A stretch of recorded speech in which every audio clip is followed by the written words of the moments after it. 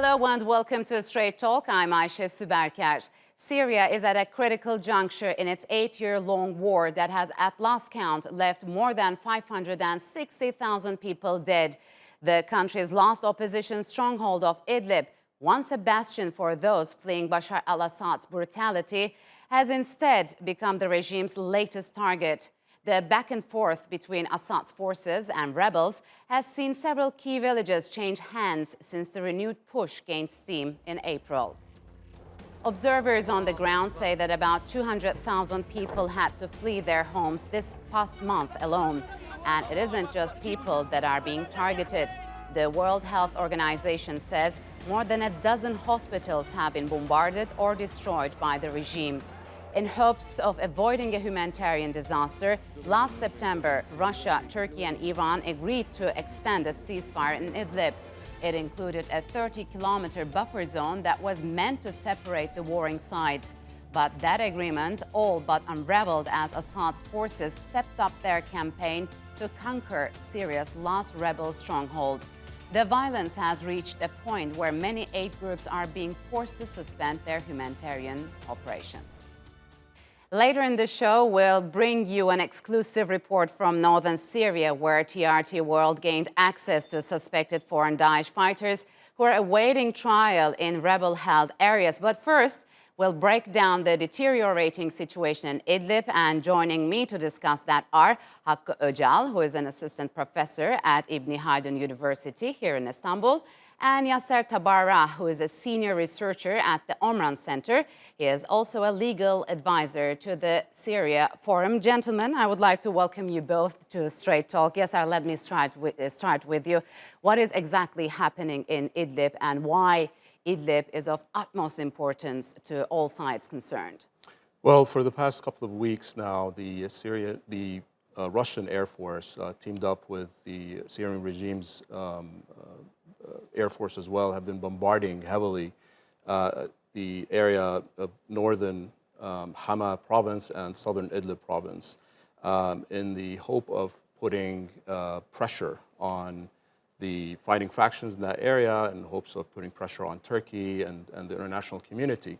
What they have been wanting, and this is why Idlib is of utmost strategic importance, is Idlib is regarded, at least from the point of view of the Russians, as one of the last strategic strongholds of the Syrian opposition. And they've been claiming that they wanted to, quote-unquote, purify it from these opposition elements, which they indiscriminately describe as terrorist groups.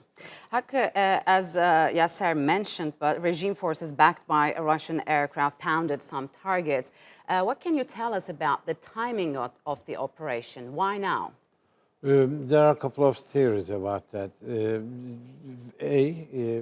Turkey didn't keep its promise to keep the terrorists, quote-unquote, inside the determined non-escalation zone. But they are doing some attacks to the Syrian regime forces, which is not true. I mean, you put almost every armed opposition group in one small area, and you are expecting them not to do anything. They are opposing the government.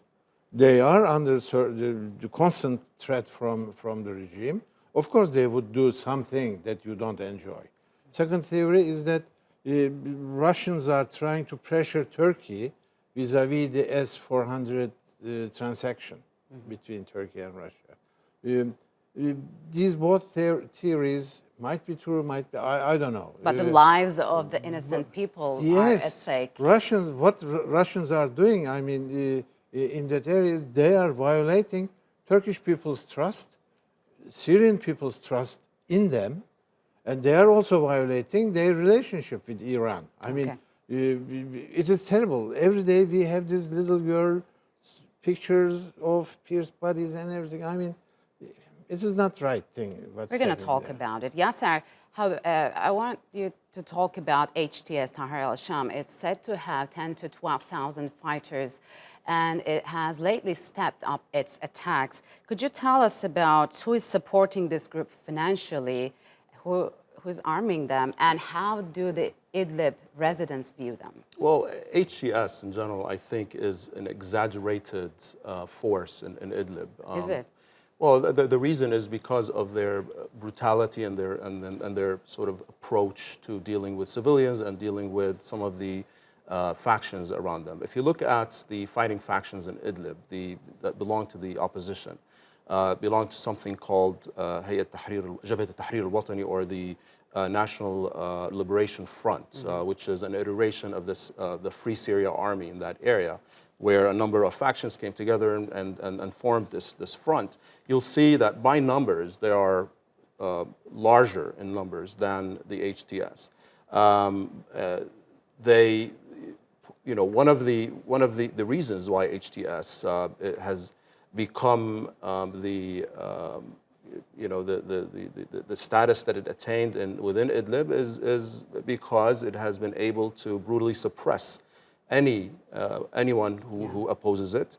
In terms of its financial resources, they've controlled a number of trading points between the areas that they control and the areas that are controlled by the regime, for example. And so you have the income stream that comes through these border posts, if you will.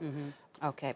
Hakki, let's take a look at Turkey's position. Turkey have now this unenviable job of convincing moderate groups to leave the buffer zone and lay down their arms. But in light of the latest developments, some attacks occurred next to Turkish military posts. So what do you think can Turkey hope to accomplish?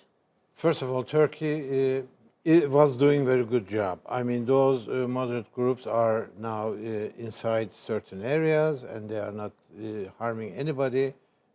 As the name suggests, they are moderate groups. But there are some groups there Turkey cannot control unless Russians are helping us, or Syrian regime is not provocating them.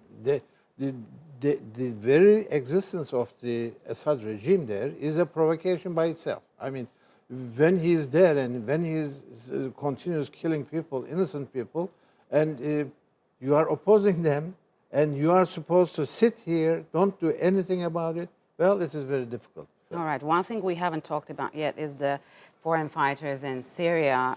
One area of the country that is dealing with this issue is northern Syria. And now we have this exclusive report by TRT World, Sarah Firth, who traveled to northern Syria, where she met suspected foreign Daesh fighters who are awaiting trial.